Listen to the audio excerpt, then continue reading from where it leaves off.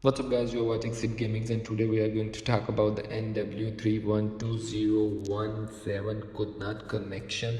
So you have a connection problem on your PlayStation 4.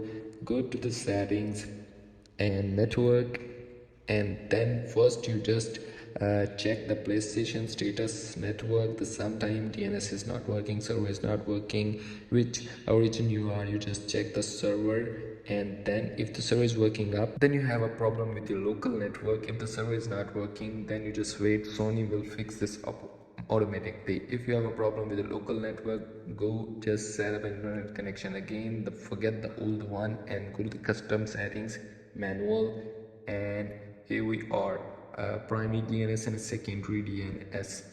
Go to the primary DNS, just change to 8.8.8.8 and the secondary DNS to 1.1.1, and then you just test the internet connection, and after that it will be fixed. That's how you can fix this one.